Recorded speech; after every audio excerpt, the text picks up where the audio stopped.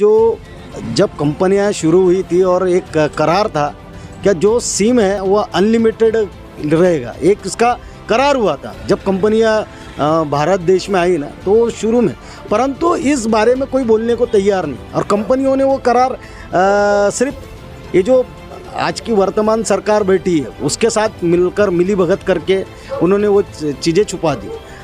आप देखते हैं कि पिछले 2014 तक और 2014 से लेकर आप 17 तक भी अगर देखेंगे तो सिम का अनलिमिटेड था, पर 17 के बाद इस तरह से स्थिति बना दी गई कि भैया आपको हर रिचार्ज के बाद जो इनकमिंग भी है वो अनलिमिटेड नहीं, वो 7 दिन बाद बंद हो जाएगी। अगर आपका रिचार्ज ख़त्म हुआ तो रिचार्ज ख़त्म होने के 7 दिन बाद आपकी इनकमिंग ख़त्म हो जाएगी, ऐसा कर दिया। तो इसके लिए कौन जिम्मेदार है? इसमें पार्लियामेंट में जो बैठे हुए लोग हैं वो जिम्मेदार है, टेलीकॉम मिनिस्टर जिम्मेदार है, टेलीकॉम मिनिस्ट्री के लोग जिम्मेदार है कि भैया आपने ये जनता के ऊपर ये किस तरह से अन्याय कर रहे हैं। तो रिचार्ज के बढ़ते दामों का आम जनता पे क्या इम्पैक्ट पड़ रहा है? मुकेश माथुरकर सर थोड़ा अपने ख्यालात का इजहार करेंगे। कोरोना के समय में हम आप जब घर में बैठे थे, हमारा व्यापार उद्योग सब बंद था, और ऐसे समय में जिस प्रकार से आज केंद्र सरकार के दूरसंचार मंत्रालय के द्वारा हरी झंडी देने के बाद जो देश के बड़े बड़े उद्योगपति है, जिसमें एयरटेल का नाम बड़े तौर पर आता है, आइडिया का नाम बड़े तौर पर आता है, और जियो जो अंबानी का जिसके बारे में गुणगान किया जाता है, इन्होंने अचानक ही जनता को न पूछते हुए, जनता की हालत को नज़रअंदाज करते हुए 21% की बढ़ोतरी की, जो कि ये अनलीगल है और जनता के ऊपर डाका डालने का इन्होंने काम किया है। आज आप देखते हैं जो मोबाइल शुरू रखने के लिए कम से कम का रिचार्ज है वो 99 रुपये का रिचार्ज किया है। पहले जब सिम खरीदते थे तो उस समय अनलिमिटेड माने उसको शुरू रखने के लिए अनलिमिटेड रहा करता था, परंतु अब वो शुरू रहने के लिए 1 महीने का तो भी अगर शुरू रखना है तो उसमें भी 24 दिन किया गया है, वो 99 रुपये से शुरुआत होती है। फिर जो आप देखते हैं कि 149 का रिचार्ज था, 149 का रिचार्ज इन्होंने उठाकर जो है 199 का कर दिया, 199 का रिचार्ज था वो 256 कर दिया। ऐसे रिचार्जों में बढ़ोतरी कर दी। और ऐसे समय में जब हम ऑनलाइन बच्चों को एजुकेशन दे रहे हैं, और ऑनलाइन एजुकेशन देने के लिए क्या लगता है तो वो है ज़रूरत उसके नेट की आवश्यकता रहती है। और नेट के रिचार्ज अगर इस तरह से बढ़ा दिए, 21% के दामों में बढ़ोतरी ये कल तक की थी, परंतु ये इस महीने की जो बढ़ोतरी है वो और थोड़े, उसके बारे में मुझे पूरा जानकारी तो नहीं है, पर उसमें भी मुझे 7% की बढ़ोतरी दिख रही है। तो इसका हम सबसे पहले विदर्भ राज्य आंदोलन समिति की ओर से निषेध करते हैं, क्योंकि रिचार्ज के दामों में जो बढ़ोतरी की गई है उस वजह से हर वर्ग की जनता पर इसका फ़र्क पड़ा है। वो चाहे किसान हो, वो चाहे मजदूर हो, वो चाहे फिर वो व्यापारी हो या फिर एक उद्योगपति हो, क्योंकि हर आदमी अपनी ज़रूरत के हिसाब से रिचार्ज करता है। हाँ, कोई अनलिमिटेड पैक डलवाता है तो कोई बात का टॉक टाइम के हिसाब से रिचार्ज करवाता है। और ऐसे में जब हमारे पालकों को मोबाइल शुरू रखने के लिए जब इंटरनेट की आवश्यकता है और उसको वो रिचार्ज के दामों में बढ़ोतरी करते हैं, तो बच्चों को पढ़ा नहीं पाएंगे, और बच्चे नहीं पढ़ पाएंगे तो जहाँ पढ़ेगा इंडिया और बढ़ेगा इंडिया का जो नारा है वो फॉल्ट रहेगा। इसलिए ये नारा जो इन्होंने दिया है वो गलत नारा है। और मैं ये ही कहना चाहता हूँ कि सरकार ने, केंद्र सरकार ने फिर से इसके ऊपर ध्यान देना चाहिए। क्या रिचार्ज के दाम जैसे थे वैसे ही कर दो, जो पूर्ववत थे, अभी आपने जो बढ़ाया उसको फिर से कम कर दो, तो हिंदुस्तान ये सुखी समृद्ध संपन्न और आगे एक बुद्धिजीवी होकर रहेगा। नहीं तो इन्होंने जो बीजेपी वाले हैं, इन्होंने ये, क्योंकि पढ़े लिखों की सरकार नहीं है तो सबको मालूम है, और बताने की ज़रूरत नहीं कि हमारे देश का प्रधानमंत्री भी कितने पढ़े हैं, क्योंकि आज तक उन्होंने डिग्री नहीं दिखाई। तो हमारे बच्चों की जो डिग्री है वो छीनने का वो काम न करे, और मैं विनंती करूंगा आपके चैनल के माध्यम से, क्या युवाओं को उन्होंने सुनहरा मौका देना चाहिए, तो उसके लिए आपको टेलीकॉम मिनिस्टर को इस चीज़ के तरफ ध्यान देकर रेट कम करना चाहिए। आम जनता क्यों नहीं आ रही है सामने, क्यों नहीं बोलती है?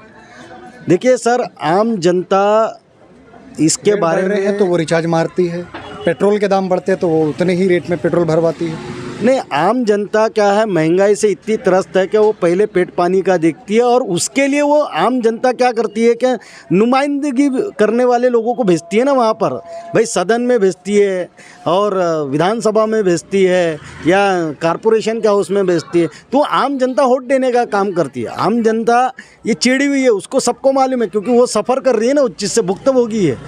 पर उसकी नुमाइंदगी करने वाले क्या कौन है? जो नुमाइंदगी करने वाले लोग हैं वो, उन्होंने आवाज़ उठाना चाहिए ना, वे नहीं उठा रहे। जिसको उन्होंने चुन कर भेजा, जिनको उन्होंने बहुमूल्य मत दिया, वे आवाज़ नहीं उठा। आम जनता इस बारे में पूरी तरह से उसके दिमाग में है कि भैया महंगाई के वजह से उसकी कमर पूरी तरह से टूट रही है, तो आम जनता रास्ते पे नहीं है ऐसा नहीं बोल सकते, परंतु वो सबसे पहले पेट की आवाज़ को सुनना पसंद करते। और क्योंकि आज महंगाई इतनी बढ़ चुकी है कि कोई भी 5-7 हज़ार में घर नहीं चलता ना सर, उसको रिचार्ज भी मारना, उसको पेट्रोल भी डालना है, हर चीज़ में वो इतना गुंता हुआ है। तो इसीलिए ये जो आवाज़ है, जो आम जनता की नुमाइंदगी करने वाले लोग हैं, जिन्होंने विधानसभा में, लोकसभा में जिनको भेजा है, उन्होंने ये आवाज़ उठाना है। रिचार्ज में पहले एक ऐसा ऑप्शन था कि incoming unlimited life time free थी, लेकिन अभी मैंडेटरी हो गया कि जब तक रिचार्ज नहीं करोगे इनकमिंग भी नहीं आने वाली है। तो इस डिसीज़न के बारे में क्या रहेगा? ये सबसे कम इनकमिंग तो फ्री हो।